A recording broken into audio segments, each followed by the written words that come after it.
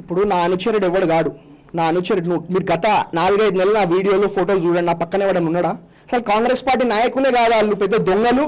అంటే వాళ్ళ గురించి నేను మాట్లాడతలేను, వాళ్ళకి అసలు సబ్జెక్టే కాదు.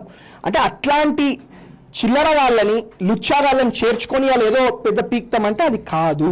అదొకటి. రెండోది, మీరు చర్చ గురించి మాట్లాడినారు.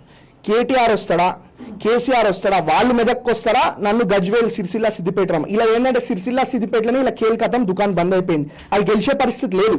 ప్రజలందరూ కూడా తూగొడతా ఉన్నారు ఇవాళ వాళ్ళని. కాబట్టి వాళ్ళు నన్ను గజ్వేల్కి రమ్మంటే గజ్వేల్కి వస్తా, సిద్దిపేటకి రమ్మంటే సిద్దిపేటకి వస్తా, నీ ఎర్రవెల్లి ఫామ్ హౌస్ రమ్మంటే ఎర్రవెల్లి ఫామ్ హౌస్కి వస్తా, సిరిసిల్లకి రమ్మంటే సిరిసిల్లకి వస్తా, నీ నందినగర్ ఇంటికి రమ్మంటే నీ నందినగర్ ఇంటికి వస్తా. ఎక్కడికైనా రావడానికి సిద్ధం. లేదు మీరు వస్తారంటే మా మెదక్కి వస్తారో చెప్పండి, మా ఇంటికి వస్తారో చెప్పండి, హైదరాబాద్ చౌరస్తాలు నిలబడమని చెప్పండి. దేనికైనా రెడీ, ఏ చర్చకైనా సిద్ధం. మీరు 10 ఏళ్ళలో ఏం ఇల్లులు ఇచ్చిర్రు, ప్రజలకు ఏం చేసిరో మీరు చెప్పండి.